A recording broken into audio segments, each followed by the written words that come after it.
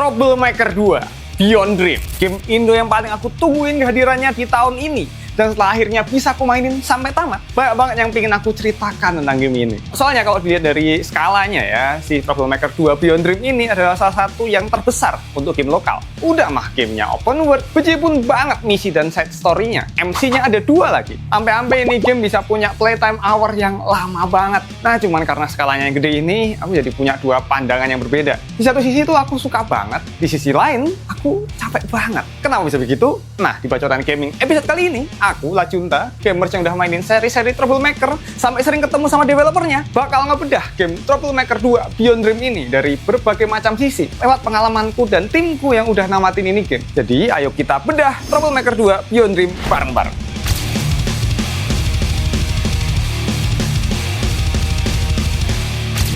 Banyak game Indo sekarang tuh kerasa bukan lagi game Indo. Aku perhatiin belakangan ini makin banyak game dari developer Indo itu hadir dengan tema dan konsep yang lebih universal dan eksploratif. Bukan lagi fokus ngangkat cerita budaya atau nuansa lokal. Apakah ini buruk? Enggak sama sekali. Justru ini nunjukin kalau industri game kita tuh udah berkembang dan mulai bisa bersaing di level internasional. Tapi di sisi lain, tetap ada rasa kangen buatku sama game-game yang benar-benar berasa Indo banget. Game yang bahasanya, karakternya, dan lingkungannya itu deket sama keseharian kita sebagai warga plus 62. Di tengah kehausanku akan game-game tersebut, hadirlah Troublemaker 2 Beyond Dream. Game action beat 'em up bikinannya Gamecom Team yang dari awal kemunculan trailernya tahun lalu itu udah ngeliatin banget kalau ini game bakal menghadirkan tema dan nuansa Indo sebagai sajian utamanya. Dan bener aja, setelah mainin sekaligus menamatkan game ini, aku bisa bilang kalau Troublemaker 2 Beyond Dream adalah game lokal dengan rasa paling lokal. Hampir semua yang ada di game ini tuh berhasil ngasih gambaran kehidupan serta culture dari warga Indonesia lewat dialog yang penuh slang dan jokes internal, setting dunia sampai ke elemen-elemen lain macam side quest dan minigamenya. Oke, pertama kita bahas dari setting dunianya dulu. Game ini mengambil latar di kota fiktif bernama South Jayakarta, wilayah perkotaan padat yang meskipun hanya rekaan ya, kita bisa langsung ngeh kalau kota ini adalah parodi dari kota-kota besar Indonesia. Semua itu terpancar jelas dari karakteristik bangunan, suasana, bahkan dari namanya itu sendiri. Meskipun untuk ukuran mapnya yang tergolong kecil, tapi Gamecom Team berhasil memaksimalin wilayahnya ini dengan ngasih banyak point of interest yang tersebar di wilayah South Jayakarta. Di dalamnya ada alun-alun, kali, gang-gang perumahan, minimarket, pantai, dan berbagai area lain yang ngebikin aku tuh terus-terusan tertarik buat explore di setiap wilayah ini game. Panjang explore tuh aku nggak ketemu sama wilayah yang terasa kosong. Jalan sebentar kita udah dapet view bangunan atau lingkungan baru. Setiap sudut kota tuh punya sesuatu untuk dilihat, punya banyak detail atau easter egg yang bikin South Jayakarta tuh kerasa padat dan rame. Meskipun jika dilihat dari skala, wilayahnya itu nggak begitu luas. Mungkin satu hal yang aku sayangin sih, nggak ada motor yang lalu lalang. Ada model 3D motor, tapi cuma di parkiran aja. Nggak ada gitu, ditemuin di jalan orang lagi naik motor, ada Gojek bahkan misalnya, itu nggak ada. Padahal kalau ada, ini aku yakin makin sempurna suasana Jayakartanya. Bayangin, ada pemotor yang masuk trotoar, atau ibu-ibu sen kiri nggak belok-belok. Itu bakal jadi detail yang asik banget. Walaupun tanpa kehadiran pengguna motor, South Jayakarta berhasil kelihatan rame, padat, dan yang paling penting, sangat Indonesia. Makin asik lagi ketika kita bisa ngejelajahin area Jayakarta ini secara bebas layaknya game-game open world. Tapi ya jangan ekspektasiin kalau ini game punya elemen open world yang masif kayak GTA atau Red Dead gitu. Masih banyak batasan yang dikasih di game ini buat elemen open world-nya. Kita nggak bisa ngerusuh. Mayoritas bangunan juga nggak bisa kita masukin. Driving pun juga nggak bisa. Jadinya elemen open world di Troublemaker 2 itu kerasa kayak free roam aja gitu. Sekedar buat kita bisa jalan-jalan, masuk misi, beli item, atau nyari side quest. Nah, ngomongin soal side quest, disinilah Troublemaker 2 benar-benar kerasa spesial banget di mataku. Misi-misi sampingan di game ini malah kerasa jadi bagian paling stand out dan paling niat dibikin sama Gamecom Team dibanding sama main story-nya sendiri malah. Sebagian besar side quest-nya ngambil cerita dari keseharian warga Indonesia dengan beraneka ragam masalahnya. Kayak kondangan di pala ormas, sound horek, sampai kecurhatan sang game directornya sendiri, Mas Nanda Gamecom, tentang susah senangnya ngedevelop game. Ya, tipikal konflik ringan di cerita-cerita slice of life lah. Nah, yang bikin menarik, semua cerita ringan ini bakal ditabrakin dengan momen-momen gila yang bikin ceritanya sama sekali nggak bisa ditebak. Kadang kita bantuin orang dalam situasi normal, tapi tiba-tiba ujungnya jadi kacau, konyol, atau bahkan nyeleneh banget. Siapa yang nyangka coba? Ngebantu pedagang ngambil kelapa bisa berujung-ujung sama datangnya Nyi Roro Kidul, atau ngelawan ayam raksasa peliharaan Buartek. Hancur banget gitu ceritanya. Tapi ya di situ letak serunya. Tiap misi rasanya jadi penuh kejutan. Aku jadi terus-terusan pingin tahu seberapa rusak dan ugal-ugalannya cerita yang dihadirin di setiap side quest-nya. Semangat banget waktu unlock side quest baru. Meskipun kalau diperhatiin aktivitas yang dilakukan sebenarnya sederhana ya, dan terkesan ngulang-ngulang kayak ngantar barang, nyari item atau gelut. Namun semua ceritanya yang dibuat amat sangat menarik. Itu bikin kita pengen terus-terusan ngelarin semua side quest-nya. Ada motivasi di balik tiap misi. Kita jadi penasaran seberapa hancurnya ini misi dan gimana konfliknya ini bisa terselesaikan di tengah ketidakwarasan yang sedang terjadi. Hasilnya, side quest di game ini jadi salah satu bagian paling menyenangkan dan paling hidup dari dunia Salt Jayakarta. Namun sayangnya, kesenangan memainkan side quest ini justru jadi pedang bermata dua buat. Karena setelah keseruan dan kegilaan yang terjadi di misi sampingan ya, itu nggak dibandingin sama main story-nya yang terasa minus. Secara garis besar, Troublemaker 2 ini bakalan punya dua rute cerita yang berbeda. Rute cerita pertama itu kita bakal ngikutin kisah Budi dan geng para kacuknya dalam menginvestigasi penyebaran narkoba bernama Black Death. Di sisi lain kita bakal ketemu sama MC lain bernama Jordan dengan kisahnya menggapai mimpi bersama teman-teman bandnya.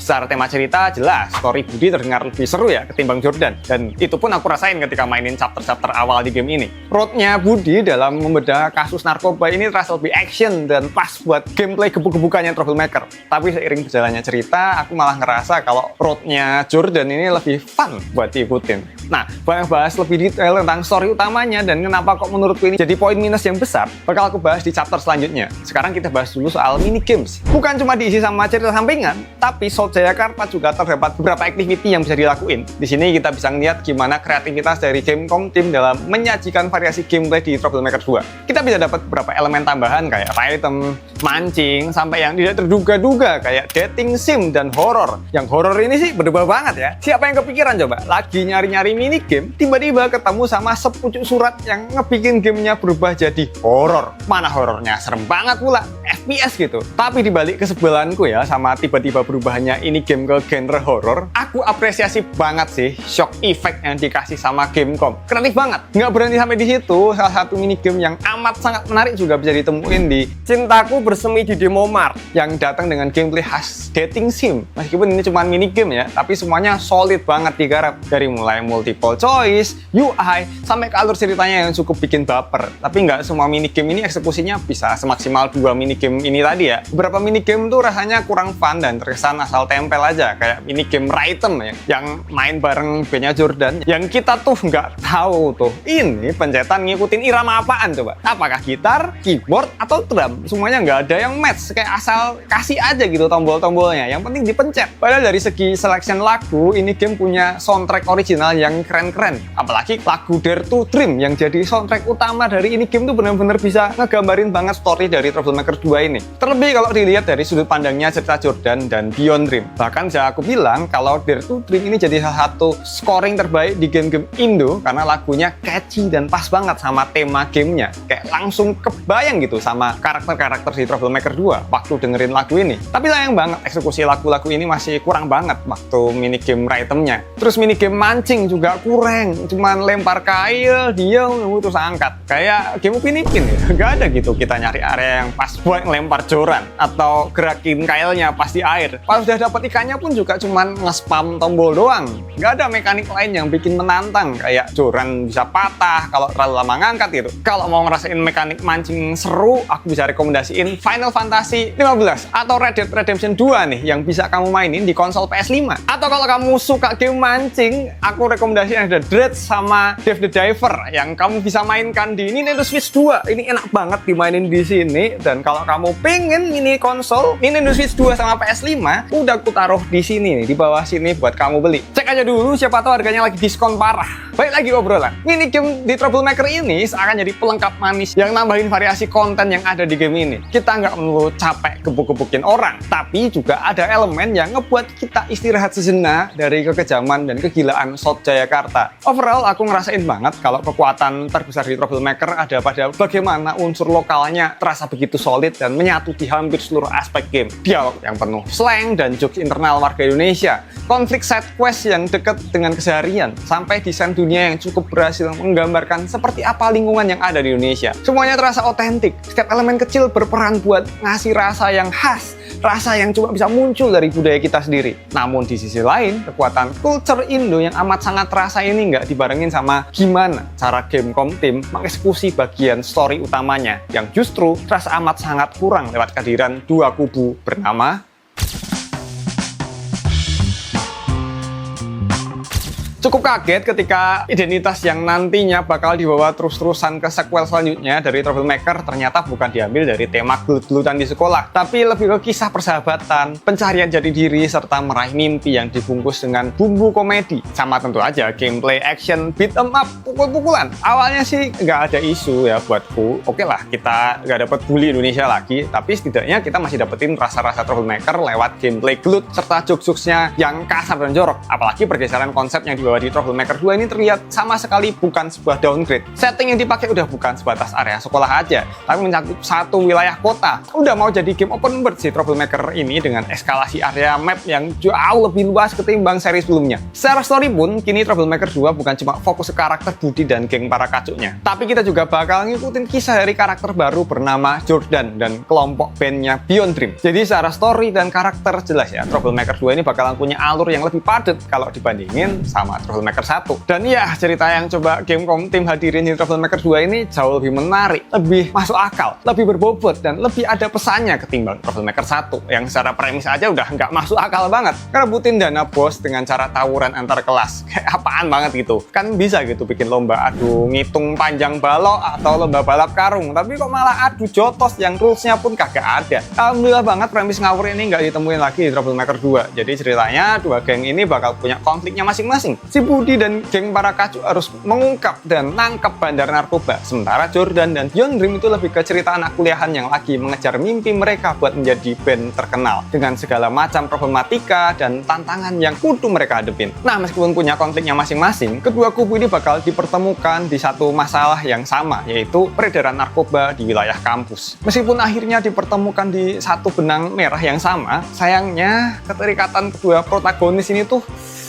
tipis banget. Jarang banget kita dapat momen di mana tim Budi dan tim Jordan itu bisa dapat bonding yang kuat atau dibangun perlahan dari awal chapter. Baru mau di chapter akhir menuju klimaks, baru dua kubu ini kelihatan nyatu. Sementara dari awal sampai mau akhir pertengahan chapter, kedua kubu ini saling asik sendiri dengan konfliknya masing-masing. Secara presentasi ke gamenya pun juga jomplang banget feel-nya. Kita main dari satu chapternya Budi ke chapternya Jordan, itu rasanya kayak plot yang sangat-sangat berbeda. Pas kita main chapternya Budi itu rasanya udah kayak film-film agen rahasia tuh, yang penuh action. Sementara Jordan lebih ke anime-anime romance slice of life yang inikah my kisah.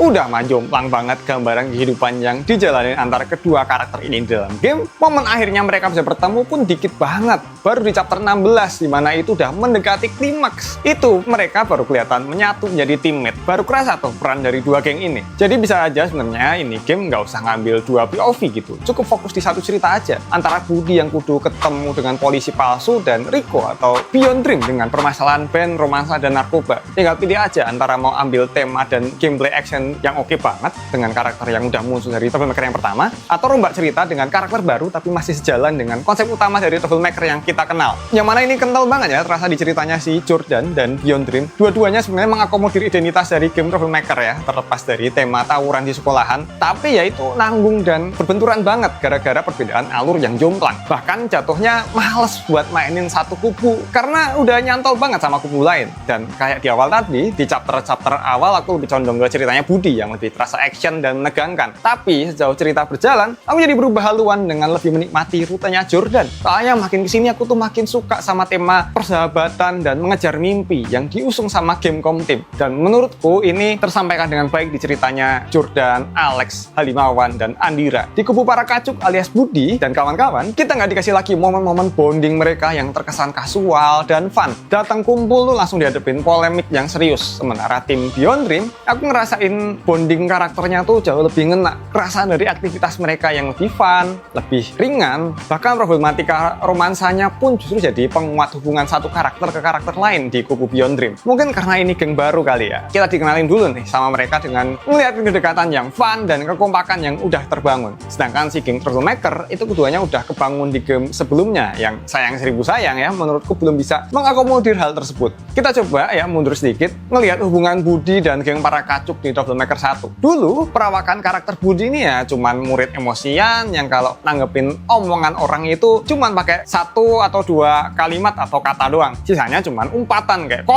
bangsa anjing yang terlontar dari mulutnya si One Man Army ini. Jadi jujur aja ya, aku cukup gedek sama karakter Budi di Troublemaker 1. Nggak kerasa karakter utama sama sekali. Rasa pertemanan sama geng para kacuk pun kerasa kayak dipaksain gitu. Bukan dia yang mau berkawan, tapi terus-terusan dipaksa sama si Bobby, Rani, dan geng-geng lainnya. Sementara yang Budi pedulinya cuman si susu badak Sophia. Beda banget waktu aku mainin roadnya Jordan dan Beyond Dream di Troublemaker 2. Tema friendship-nya itu benar-benar kerasa banget dan romansanya pun benar-benar gemes gitu. Secara MC-nya juga si Jordan ini lebih cocok dibandingin sama Budi. Dia punya watak yang jelas, karakter yang tolol, asal ceplos, tapi juga peduli banget sama teman-temannya. Itu bikin karakter Jordan tuh lebih terasa fun dan lovable. Apalagi di sini kisah romansa antara Jordan dan Andira juga jauh lebih menyenangkan diikuti ketimbang Budi dan Sophia yang malah bikin emosi di Troublemaker 1. Ya aku masih ingat banget momen bangke ya si Budi milih pacaran di kantin ketimbang ngelarin pertandingan Raise Your Gang. Kayak ini manusia otaknya tuh di mana anjir. Jadi tim para kacuk tuh menurutku itu udah buang aja di Troublemaker 2 ini, atau selipin aja deh jadi cameo yang muncul di beberapa misi. Soalnya secara tema besar game Troublemaker, kisah Jordan masih masuk banget pertemanan, mencari-cari diri,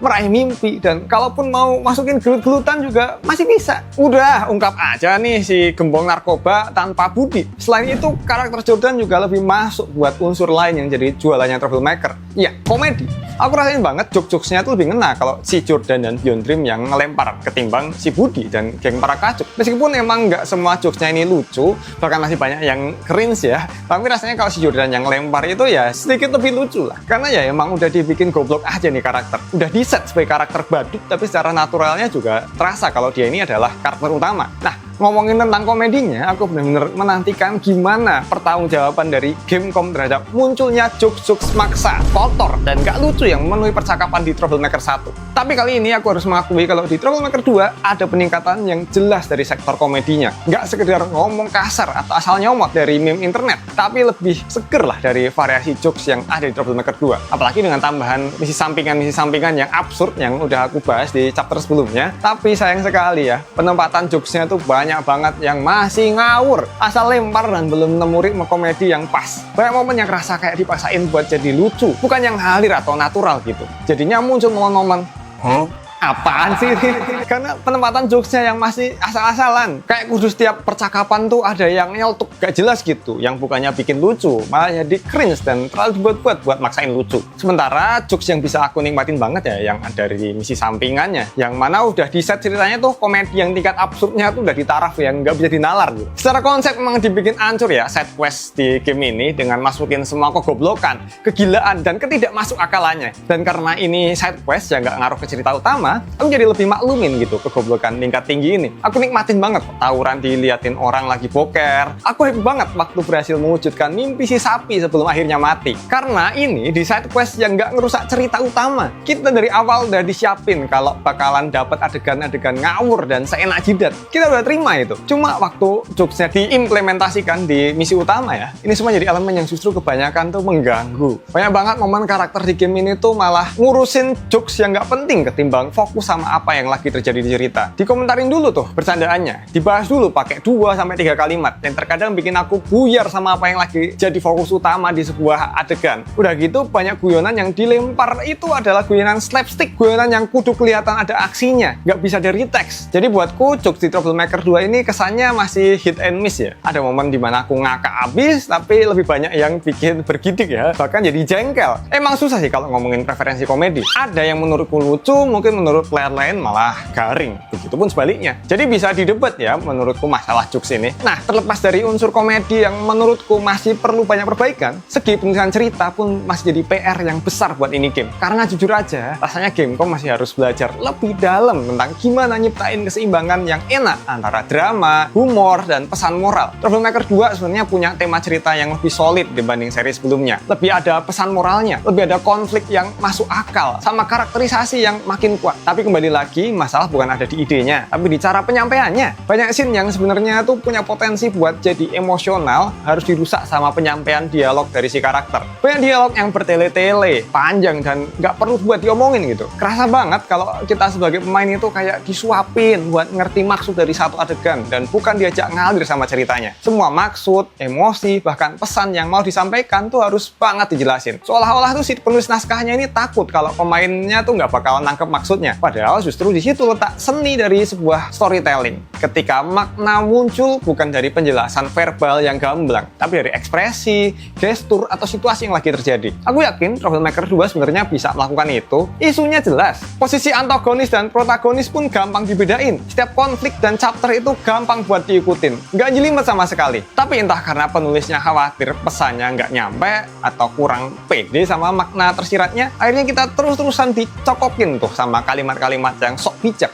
Bahkan kadang kesannya menggurui, yang kalimat-kalimat ini nggak mungkin juga keluar di kehidupan sehari-hari. Semoga kedepannya Gamecom bisa lebih percaya diri buat nyampein pesan lewat adegan, bukan lewat dialog yang nyuapin pemain. Biar si player tuh bisa tahu sendiri sama apa yang coba disampaikan sama ini game secara lebih natural bersamaan dengan berkembangnya cerita. Bukan kesannya kayak dituntun terus sama kalimat-kalimat yang menjelaskan kalau ini tuh bener loh, yang itu tuh salah loh. Kira-kira juga nggak goblok-goblok amat kok pengen Gamecom. Nah, selain dari penulisan dan dialog, masih ada dosa besar yang kudu ditebus sama Gamecom, yaitu voice over. Gua cuma pengen hidup damai.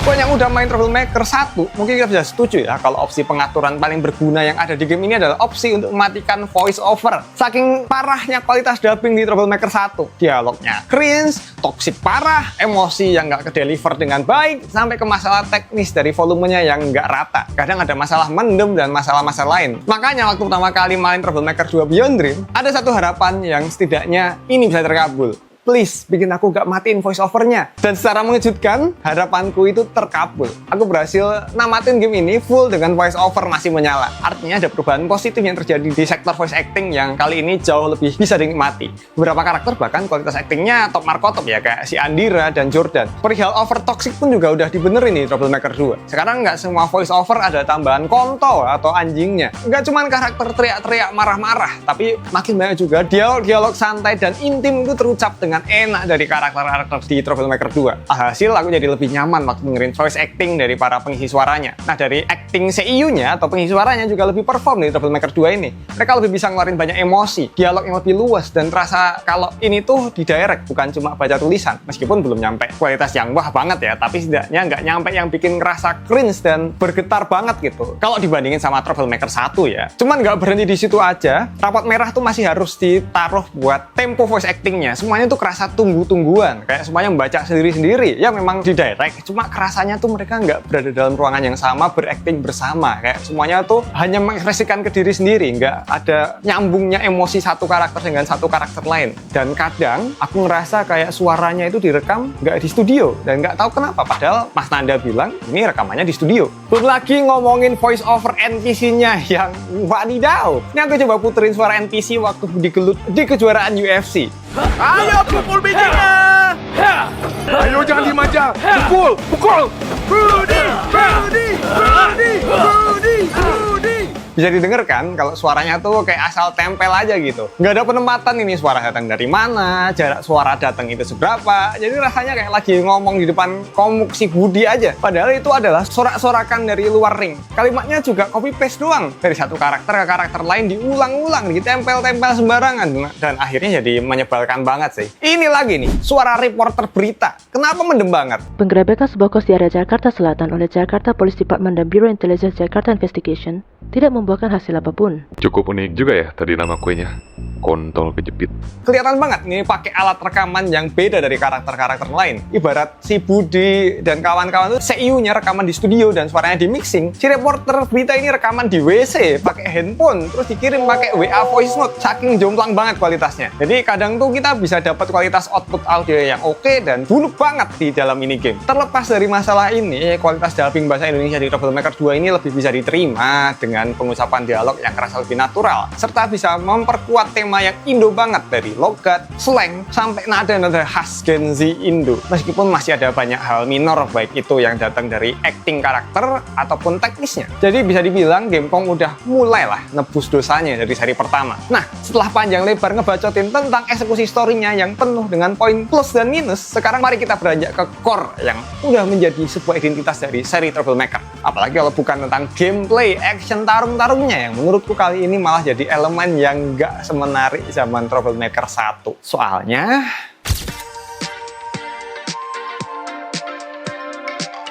sebagai game bergenre action, mekanik tarung di Troublemaker tuh jelas jadi salah satu daya tarik utamanya. Tapi nggak tahu kenapa motivasiku buat gelut ya di Troublemaker 2 nggak semembara waktu main di seri pertamanya. Rasanya lebih semangat buat tawuran gebuk-gebukin OSIS ketimbang ngabisin polisi palsu dan gembong narkoba di Troublemaker 2. Padahal dari segi mekanik, pertarungan di Troublemaker 2 ini terdapat peningkatan yang cukup terlihat ya kalau dibandingin sama Troublemaker 1. Animasi serangan sekarang lebih halus, tiap pukulan tuh lebih kerasa, dan AI-nya juga makin pinter. Variasi jurus dan finisher yang bisa di-unlock juga nambah banyak. Apalagi sekarang ada dua karakter utama, Budi sama Jordan, yang punya gaya tarung beda banget. Budi masih ngandelin tangan kosong dan jurus-jurus teknikal ala MMA, sementara Jordan lebih sering main senjata dan gaya bertarung yang lebih ke street fight. Meskipun pada akhirnya jurus-jurus ini mulai kerasa repetitif dan ngebosenin, apalagi kalau udah ke-unlock semua variasi finisher dan kombonya ya. Nah, meskipun gameplaynya beat 'em up udah jelas naik level dari seri sebelumnya, peningkatan ini nggak diimbangi sama motivasi aku buat gebuk-gebukin para musuh di game ini yang aku rasain tuh cuman sebatas buat ngelarin misi aja saking hambarnya. Sementara di Troublemaker 1, peran kita sebagai one man army bener-bener kerasa. Motivasinya tuh lebih seru gitu. Pengen buktiin kalau Budi emang kuat dan pantas menang di Raise Your Gang. Apalagi gengsi anak sekolahan tuh kerasa banget. Ada emosi, ada harga diri, dan ada konteks yang lebih seru dibanding sama sequelnya ini yang kerasa lebih dewasa dengan eskalasi konflik yang lebih gede. Idenya sih udah keren. Dari pelajar begundal, tukang tawuran, sekarang jadi kayak polisi undercover ya, ngungkap gembong narkoba. Cuma sayangnya eksekusi buat konflik yang lebih besar ini masih belum mantep digarap sama Gamecom lewat lemahnya penulisan cerita serta karakterisasi di game ini. Alhasil aku gak bisa dapat emosi ketika ternyata si pengedar narkoba itu si ini, ternyata yang jebakan itu si itu. Kayak ya udah lempeng gitu, karena dari penyampaian ceritanya aja masih rasanya ya kayak nonton sinetron. Ini jadi berimbas waktu gebuk-gebukin lawan. Kayak ya udah hambar banget gitu. Aku nggak ngerasa keren waktu ngeluarin finisher. Aku nggak ngerasa getir waktu dikeroyok polisi palsu. Semua bisa disikat, tapi tanpa ada motivasi yang kuat. Makin parah nih, tema gelutnya Jordan yang dari awal sampai pertengahan game, itu konfliknya tipis banget. Hampir di sepanjang chapter itu dia cuma disamperin kelompok preman Jayakarta Youngster yang terus-terusan datang cuman gara-gara pernah dikalahin di pasar. Udah, sesimpel itu. Didatengin preman, gelut, menang. Besoknya si preman datang lagi, wah bos mereka kalah. Datang lagi, gitu-gituan terus sampai hampir 15 chapter. Nggak ada eskalasi konflik yang bikin kita ngerasa harus melawan si Jayakarta Youngster ini di fase awal sampai pertengahan chapter. Baru di chapter akhir, Jordan dan Beyond Dream mulai nyentuh konflik utamanya Budi. Dan di situ barulah tarungnya punya arah dan cerita yang lebih masuk akal. Cuma ya menurutku udah telat gitu. Udah keburu bosen duluan. Jadi sebenarnya cukup dilema ya aku sama si Troublemaker 2 ini. Secara cerita, Road Jordan menurutku lebih menarik buat diikutin ketimbang Budi dan geng para kacut. Tapi kalau kita melihat dari sisi actionnya, maka cerita Budi sebagai polisi undercover tentu kerasa lebih masuk akal. Sayangnya dua hal tadi itu susah buat bisa ngeblend dengan baik. Roadnya Jordan punya karakter dan dinamika yang lebih hangat,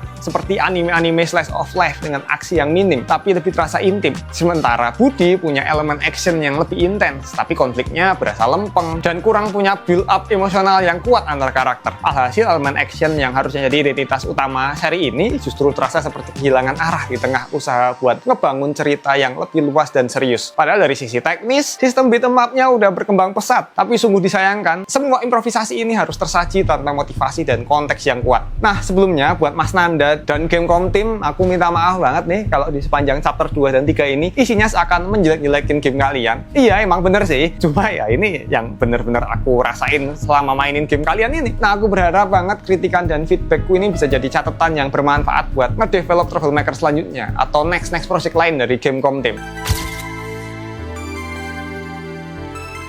Sulit untuk mengatakan jika Troublemaker 2 adalah sebuah kegagalan yang kembali diulang oleh Gamecom Team. Memang aku masih mendapati banyak isu yang menggerogoti game ini, serta dosa-dosa yang belum bisa tertebus. Namun bukan berarti ini ngebuat Troublemaker 2 menjadi sampah atau barang asal jadi. Identitas mereka sebagai game dengan nuansa lokal yang kental dan semua hal gila yang aku temuin selama memainkan game ini tetap menjadi nilai yang belum bisa aku dapetin di game Indo lain. Mengesampingkan segala keabsurdan dan kegilaannya ya, sebagai player aku ngerasa kok kalau game ini tuh punya pesan yang pengen disampaikan oleh Gamecom Team. Bukan cuma asal jualan jokes jorok atau nuansa Indo doang, tapi emang ada nilai yang pengen mereka angkat gitu. Cuma cara mereka menyajikannya aja yang terkesan rada kurang menangkap player. Ditambah dengan kekurangan di segi teknikal ya yang masih amat sangat terasa. Tapi meski terdapat minus di sana dan di sini, ternyata ini game ya tetap laris-laris aja loh penjualannya. Sampai bulan Oktober ini, Troublemaker 2 Beyond Dream ini udah kejual dengan estimasi sebanyak 2.300-an kali di Steam, dan pendapatan Gamecom dari game ini tuh udah mencapai $42.000